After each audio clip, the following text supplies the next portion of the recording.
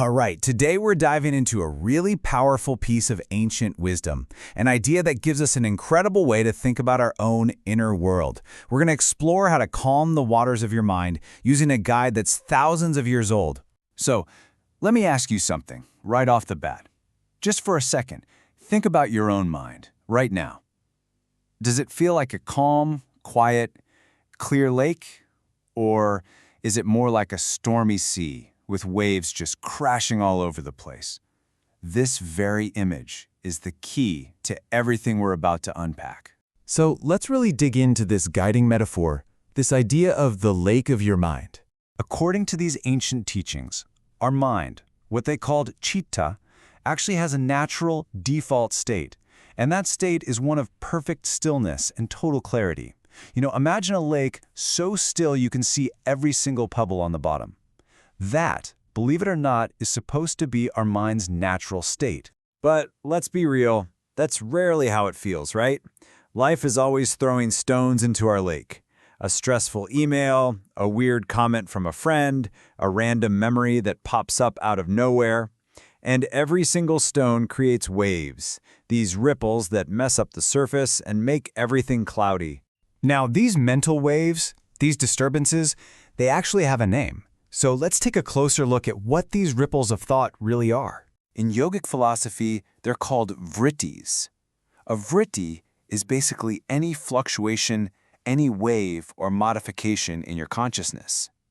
It's the non-stop chatter, the thoughts, the emotions, the daydreams, all the stuff that keeps the lake of your mind churning and prevents you from seeing clearly. And what's really fascinating is that this ancient guide actually breaks these ripples down into different types. We're going to look at 4 of the big ones, something called indiscrimination, verbal delusion, and even a couple of surprising ones, sleep and memory. So the first kind of ripple is indiscrimination. It sounds a little academic, but the idea is simple. It's basically a misperception.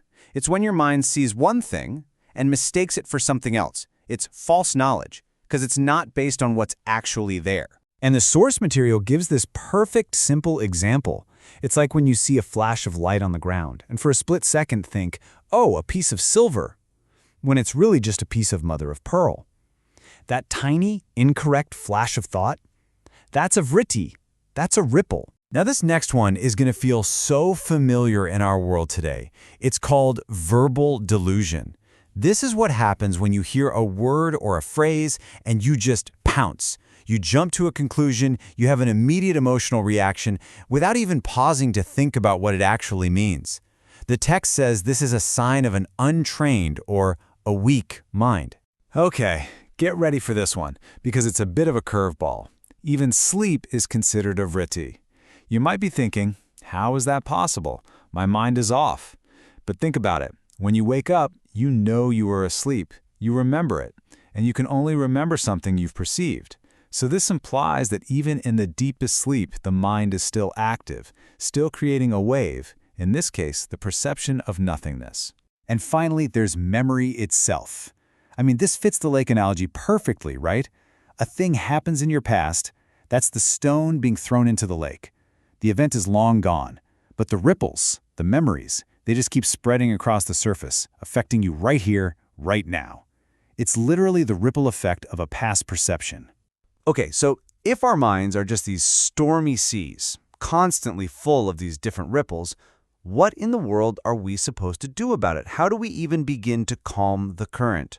Well, the guide offers a really elegant 2-part approach. The first tool is practice, or abhyasa. This is the active part. This is the work. It's that continuous, moment-to-moment effort of noticing the waves and gently trying to quiet them. The second tool is non-attachment, or vairagya. This is more like the result of all that practice. It's the calm state of mind you achieve, where you're not getting yanked around by every single craving or aversion. So you've got practice, the effort, and non-attachment, the outcome. But how does practice actually work? I mean, how can just trying to be calm actually change us?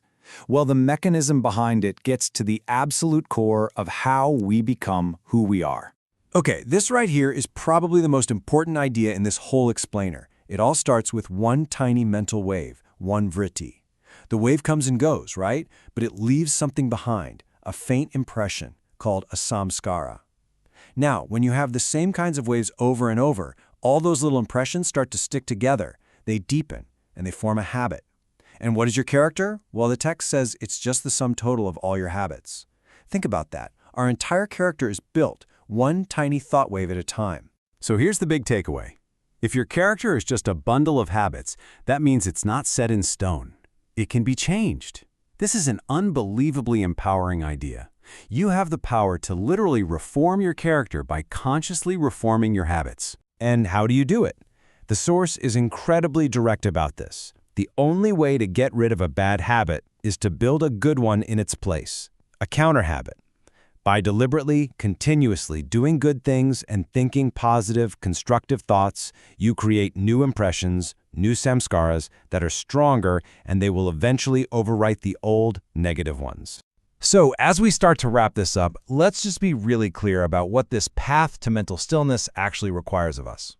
Look, this is not a life hack. It's not a 5-minute meditation that solves everything. The text itself uses the term continuous struggle.